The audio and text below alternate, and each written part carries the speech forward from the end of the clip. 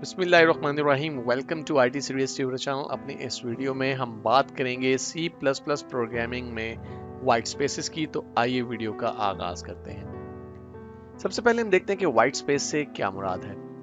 Actually white space से मुराद वो space है जो कि आप प्रोग्राम लिखते हुए छोड़ते हैं। इसमें शामिल है आपके स्पेस बार का इस्तेमाल, आपकी टैब की का इस्तेमाल, या जब आप किसी कैरेक्टर को न्यू लाइन पे ले जाते हैं तो भी हमारे पास वाइट स्पेस प्रोड्यूस हो रही होती है। हर सी प्लस प्लस प्रोग्राम में वाइट स्पेस लाजमी सी बात है मौजूद होती है, लेकिन C plus plus compiler white spaces को ऑल टुगेदर इग्नोर कर देता है। ऑल टुगेदर इग्नोर करने से मुराद ये है कि आपके प्रोग्राम पे वाइट स्पेस किसी किस्म का कोई इम्पैक्ट नहीं डालती अगर आप फंक्शनैलिटी के पॉइंट ऑफ व्यू से बात करें तो। अब वाइट स्पेस को यूज क्यों किया जाता है? जब भी आप C plus plus programming language की मदद से कोई प्रोग्राम लिखते हैं तो आप कुछ रिजर्व वर्ड्स यानी कीवर्ड्स का इस्तेमाल करते हैं, स्पेशल सिंबल्स का इस्तेमाल करते हैं और आइडेंटिफायर्स का इस्तेमाल करते हैं। आइडेंटिफायर्स क्या होते हैं हम नेक्स्ट वीडियो में डिटेल के साथ इस पे बात करने वाले हैं। यहाँ पे ब्रीफली आपको बताऊंगा कि आप अपने प्रोग्राम के अंदर मुख्तलिफ कंपोनेंट्स का इस्तेमाल करते हैं, जैसे कि वेरिएबल्स, फंक्शंस वगैरह, और उन वेरिएबल्स और फंक्शंस को आप कुछ मखसूस नाम देते हैं जिनकी मदद से आप उन्हें इस्तेमाल करते हैं,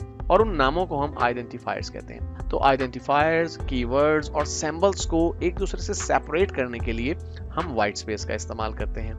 वाइट स्पेस की वजह से हमारा सोर्स प्रोग्राम ज़्यादा रीडेबल हो जाता है। ये बात समझना बहुत ज़रूरी है कि कंपाइलर को इससे कतई तौर पर कोई फ़र्क नहीं पड़ता कि आप कितनी वाइट स्पेस देते हैं या इवन आप कोई वाइट स्पेस यूज़ करते भी हैं या नहीं। कुछ पॉइंट्स के ऊपर वाइट स्पेस का इस्तेमाल ज़रूरी है। मिसाल के तौर पे दो कीवर्ड्स के दरमियान आप अगर वाइट स्पेस नहीं देंगे तो दोनों कीवर्ड्स अगर इकट्ठे एक ही वर्ड के तौर पे कंसीडर किए जाएंगे तो डेफिनेटली वो कोई मीनिंग प्रोड्यूस नहीं करेंगे। इसी तरह से मुख्तलिफ वेरिएबल्स के नेम्स के दरमियान स्पेस देना भी ज़रूरी है, तो वहाँ पे भी वाइट स्पेस का इस्तेमाल किया जाता है। अब वाइट स्पेस की खासियत ये है कि ये नॉन प्रिंटेबल होते हैं। नॉन प्रिंटेबल से मुराद ये, अगर आप अपने सोर्स प्रोग्राम का एक वाइट पेपर पे प्रिंट आउट लेते हैं तो चूंकि वाइट स्पेस इटसेल्फ वाइट है, इसलिए इसका पेपर के ऊपर किसी किस्म का कोई इम्पैक्ट नहीं आएगा, क्योंकि आपने अपने रिजर्व वर्ड, सिंबल्स या आइडेंटिफायर्स के दरमियान जो वाइट स्पेस यूज की है इटसेल्फ प्रिंट होने के बाद पेपर पे कोई इम्पैक्ट नहीं डालेगी, वो सिंपल वाइट स्पेस ही नजर आएगी। अब अगर कंपाइलर वाइट स्पेस को ऑल टुगेदर इग्नोर कर देता है तो फिर वाइट स्पेस का इस्तेमाल क्यों किया जाता है? तो जैसा मैंने आपसे कहा कि कुछ जगहों पे तो वाइट स्पेस का इस्तेमाल वैसे ही जरूरी है, लेकिन उसके अलावा भी हम वाइट स्पेस का इस्तेमाल करते हैं ताकि हमारा प्रोग्राम ज्यादा रीडेबल हो सके। जब हम सोर्स प्रोग्राम को रीड करें एज अ प्रोग्रामर तो हमें कोई प्रॉब्लम ना हो। आइए अब एक छोटे से प्रोग्राम की मदद से हम ये देखते हैं कि अगर हम डेव सी प्लस प्लस के अंदर वाइट स्पेस का इस्तेमाल करें और ना करें तो क्या हमारे प्रोग्राम की आउटपुट पे कोई फर्क पड़ेगा या नहीं। तो स्क्रीन पे आप देख सकते हैं कि डेव सी प्लस प्लस में हमने प्रीवियसली यूज किया गया एक प्रोग्राम पहले से यहाँ पर ओपन कर रखा है, और यहाँ पे आप देख रहे हैं कि हम मुख्तलिफ पॉइंट्स पे वाइट स्पेस यूज करें। मसलन यूजिंग और नेम स्पेस के दरमियान एक ब्लैंक स्पेस है जो कि एक्चुअली वाइट स्पेस ही है।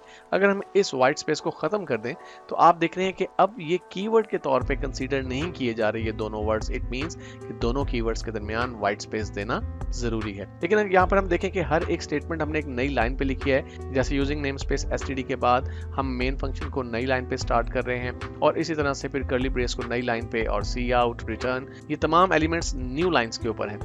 अगर इसी सेम प्रोग्राम को हम विदाउट वाइट स्पेस देखें तो यहाँ पे आप देख सकते हैं कि ये वही प्रोग्राम है, लेकिन यहाँ पर हमने वाइट स्पेस का इस्तेमाल कम से कम किया है। और आप देख रहे हैं कि यहाँ पे इस कोड को रीड करना और समझ पाना बहुत मुश्किल हो रहा है, जबकि यहाँ पे इस प्रोग्राम के सोर्स कोड को पढ़ने और समझने में हमें कोई दुश्वारी नहीं है। अगर हम इन दोनों प्रोग्राम को कंपाइल करके एग्जीक्यूट करें तो आप देखेंगे कि दोनों का आउटपुट एग्जैक्टली सेम होगा।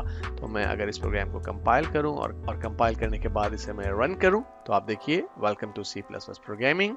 ओके, हम इस प्रोग्राम पे जाते हैं और हम इस प्रोग्राम को कंपाइल करते हैं। No error, no warning.